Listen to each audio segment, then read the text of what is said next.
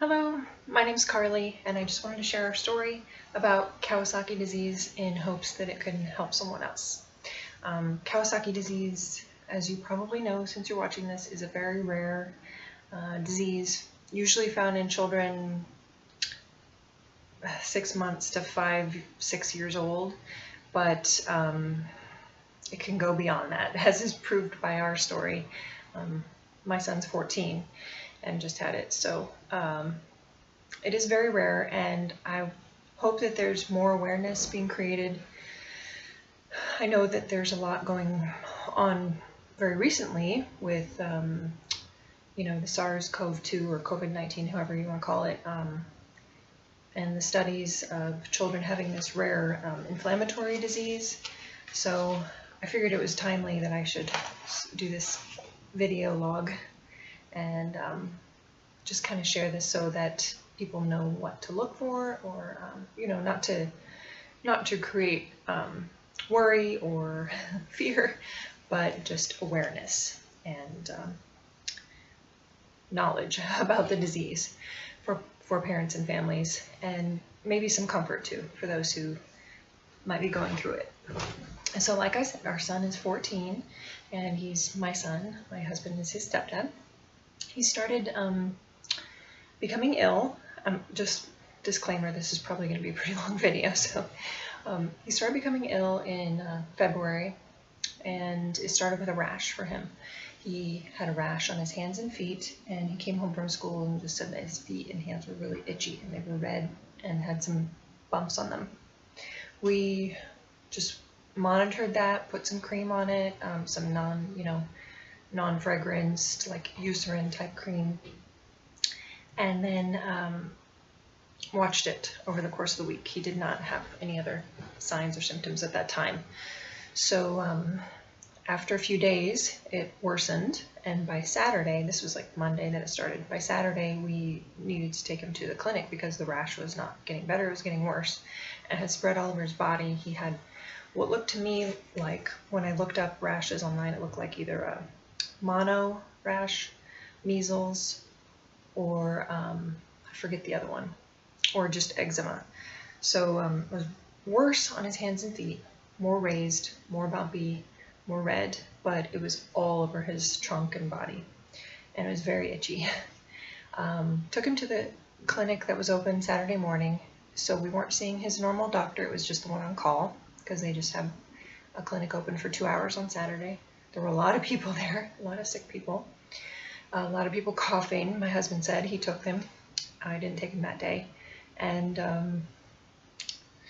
yeah, they thought it was a viral rash. The doctor thought it was a viral rash because he didn't have any other signs or symptoms, like I said, and just sent us home with some steroid cream, which we applied.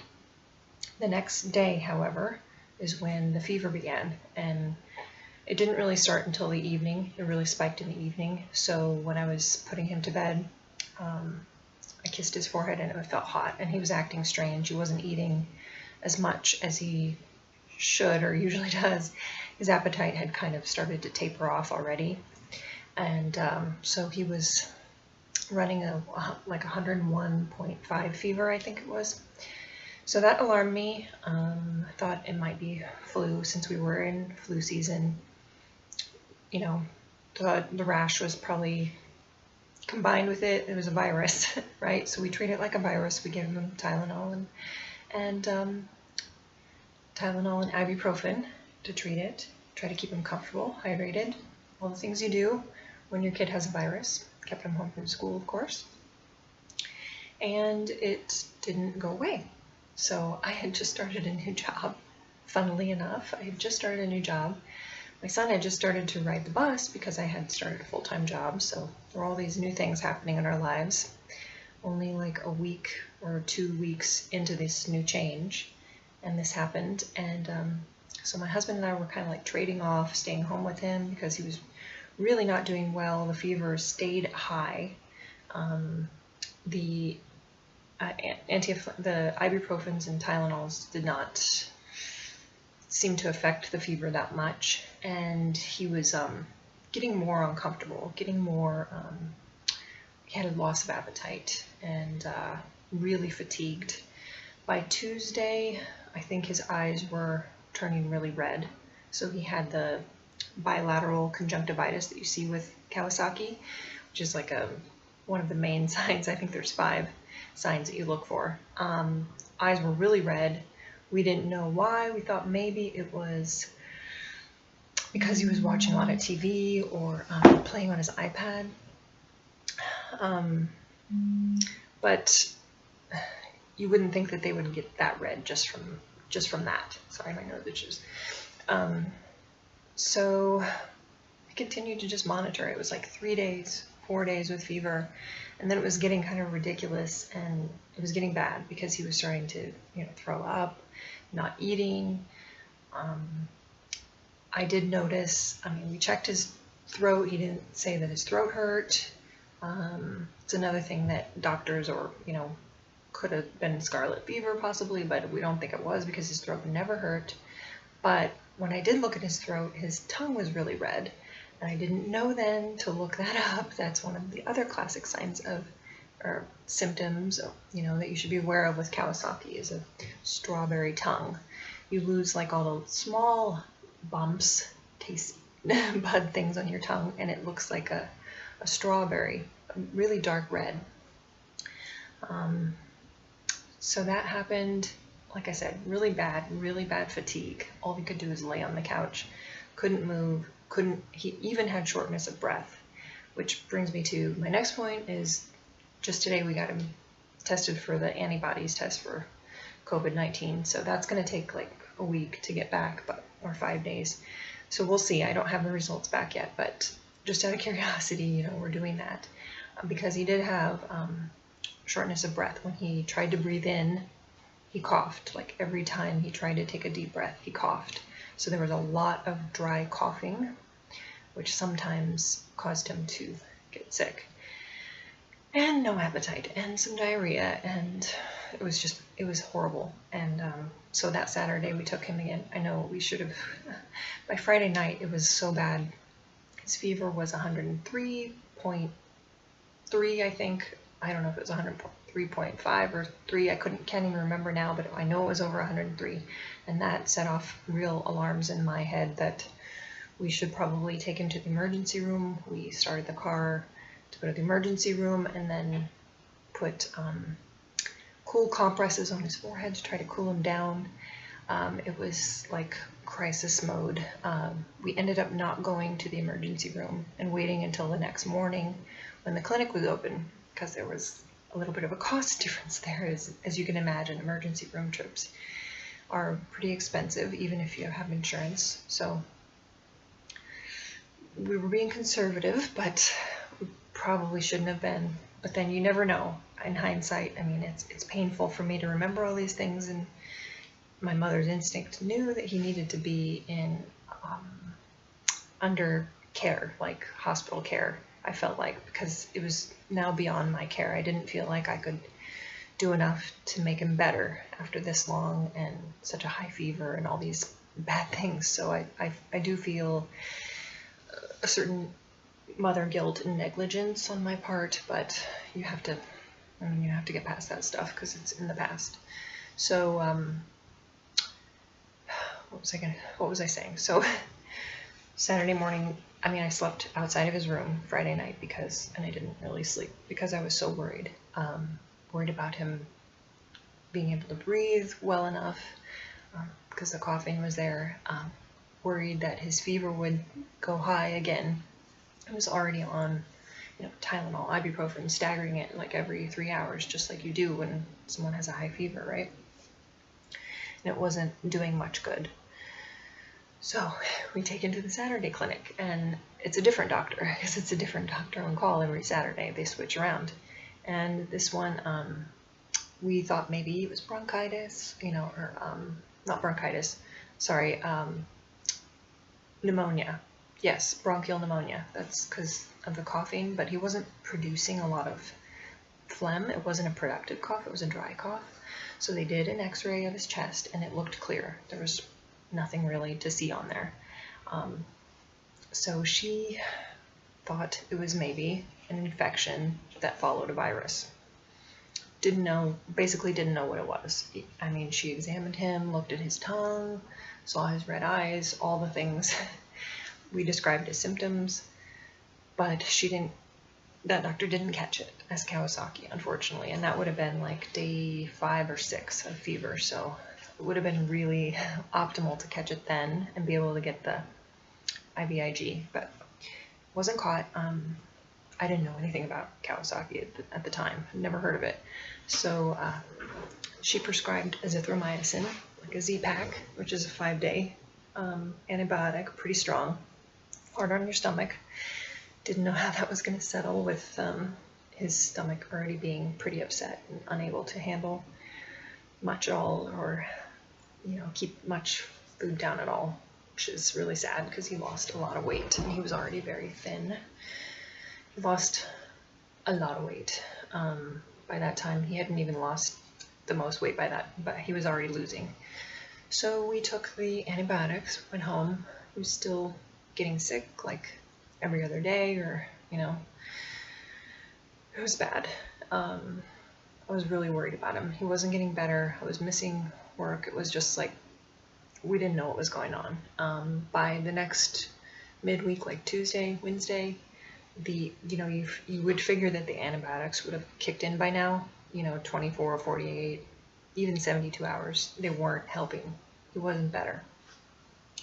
So I took him back to the doctor, and then we saw his new real doctor, because we're new to this state, so the doctor doesn't have a long history with us, but this is his doctor now, and he caught it as Kawasaki. He looked at his tongue. He said there's only a few things that you get that type of strawberry tongue with. And he hadn't seen Kawasaki disease since his internship 13 years ago. So all through like his regular practice, family practice, he hadn't seen it in person. He even brought in a more senior doctor, like a doctor probably 55 to 60 years old, to observe observe our son to see what was going on, just so I guess, they each have a little bit of awareness, because that older doctor had only seen Kawasaki once. So awareness for doctors is so important to catch it. By that time, it was like the 11th day of fever. My son's fever was decreasing by then. It was getting a little bit better, but as any parent who's had a child with Kawasaki knows, it's far from over. On day 11, it's far from over. I mean, you might be, there's like acute, subacute, and then convalescent stages, and that's pretty much still in the acute stage. So the diagnosis, really, it meant a lot in the end, but on that day, it didn't mean that much because nothing happened.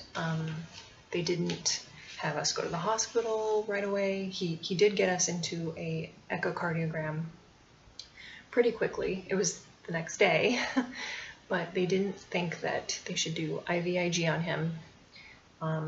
There are a lot of risk factors involved with that too, and kids can have adverse reactions to it. So they decided not to do it at that time and wait for the echo result. Now, what you see sometimes with Kawasaki is aneurysms. So the arteries it's basically inflammation in your body and all your, I think it's medium blood vessels, small to medium blood vessels. So anything in the heart can be affected. That's the major risk.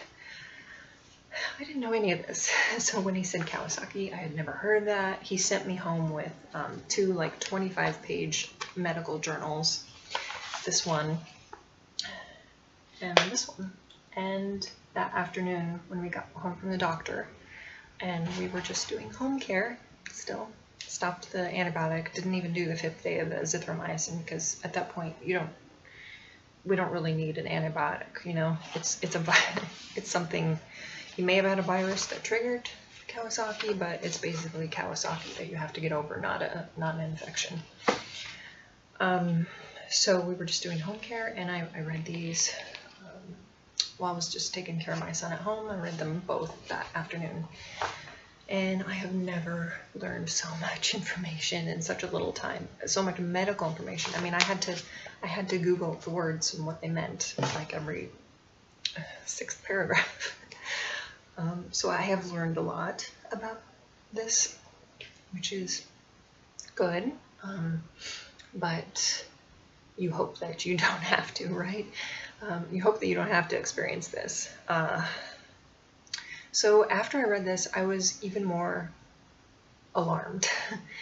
I was surprised that the doctors didn't take it more seriously and do more, like treat it like an emergency, because it pretty much is. If your child's heart is affected for their life, that's pretty important that you do something about that. But like I say, in hindsight, we were okay. I mean, the next day we had the echo. I was very panicked. Will admit, I was in quite a panic state. Just thinking, why aren't they doing more? Why aren't they taking care of him? There's things that should be looked at. So we got the echo. It was good. It was clear. There weren't any aneurysms. His heart looked good. So fortunately, and the pediatric cardiologist even said, if this is Kawasaki, because he's 14, it's way outside of the normal range of children that get this. But there are teenagers and young adults that get Kawasaki. We know that. I know that. I'm, on some Facebook support pages, and I see other parents that have gone through this with older kids too, teenagers.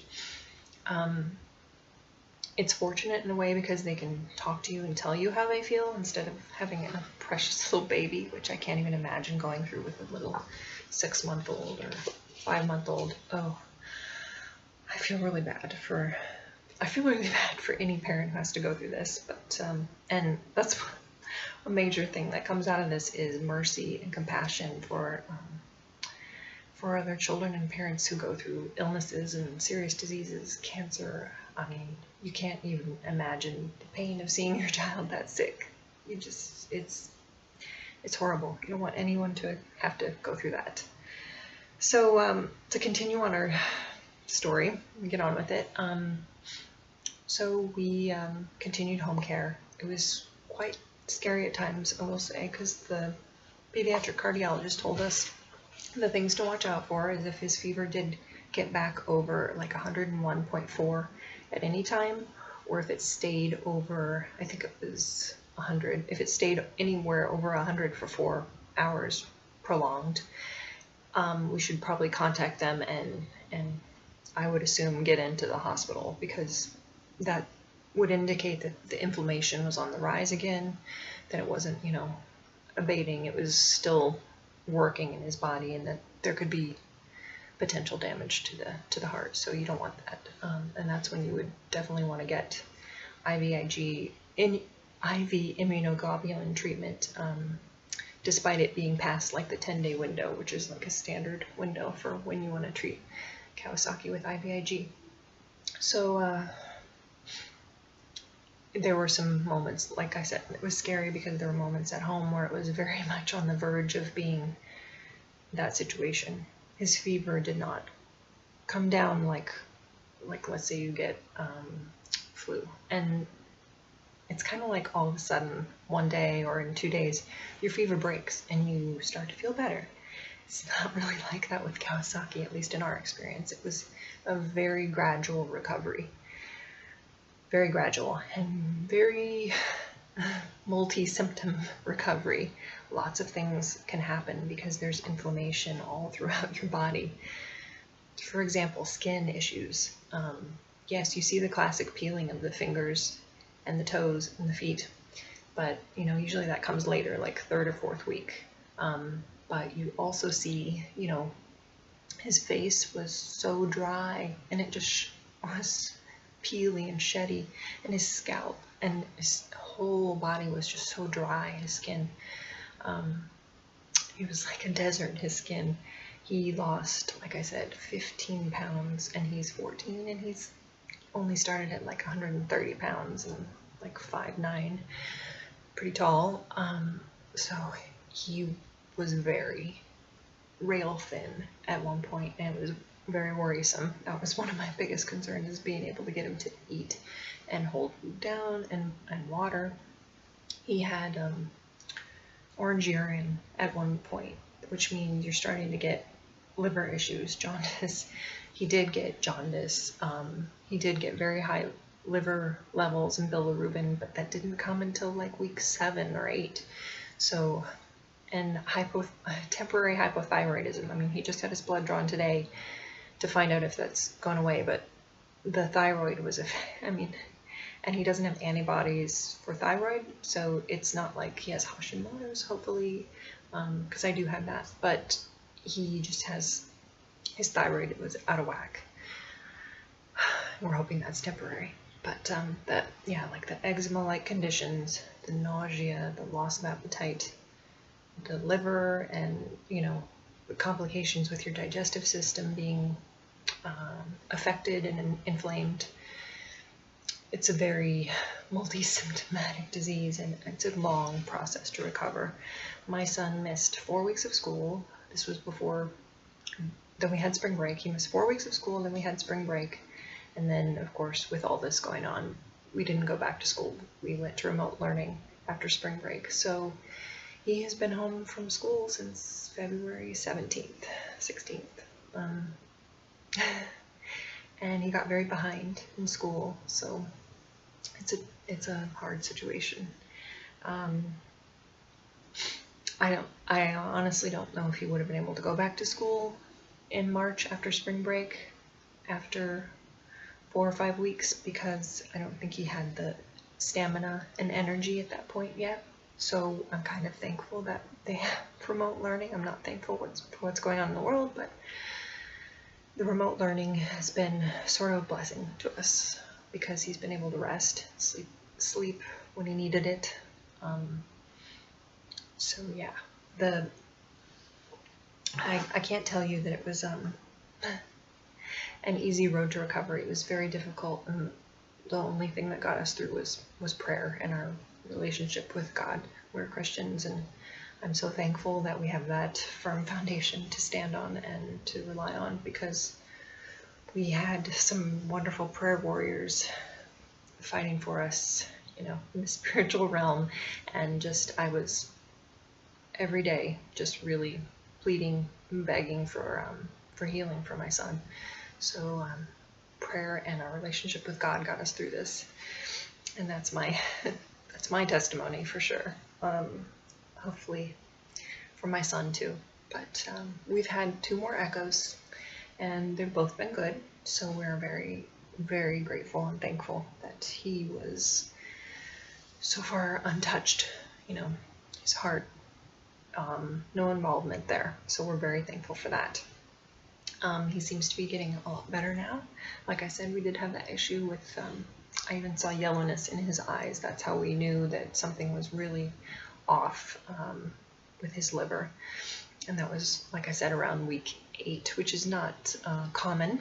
So I don't know why that happened, but, and it wasn't treated. It just kind of, I think it's going away on its own. So it took a few weeks, but I don't see the yellowness, and the levels are trending down, I believe. So it was by far the hardest thing I've ever gone through in my life. Like I said, you don't want to see your child sick ever, but that sick is it's not good. So just to, I don't want to end on a low note there. Like I said, he's doing so much better today. I mean, there was a point where, sorry, my nose is running. There was a point where I was trying to get him outside in the sun and fresh air, and maybe just walk a little bit, because he was literally on the couch or in bed pretty much all day. And for an older kid who does not nap at all and doesn't want to sleep during the day, he had to rest. Very uncharacteristic for him to nap or rest, and he did. He had to. That's how much it wiped him out. And when we tried to get him to walk a little bit. He got a terrible side ache after walking like 1 block and had to go home. It was quite sad. Fortunately, he has recovered. I mean, he's so much better now. He's almost 100% now. I'm so grateful. It's been, well, it's probably been about 3 months. So that is our journey and story. And I will make a comment if I find out anything about the COVID antibodies test in the next few days, you know, like before I post this video, but, you know, it's highly unlikely that he had it, but we'll see. I mean, we're in the middle of the United States. We're not on a coast or in a huge city, so it's highly unlikely, but we'll see. Otherwise, I just hope that this helps you in some way, and I hope it raises awareness, because I just want doctors and healthcare workers to be aware of this, and so that kids can get the treatment in time. That's the point. And okay, so much love goes out to you all, and thank you for joining me today, and I'll see you next time.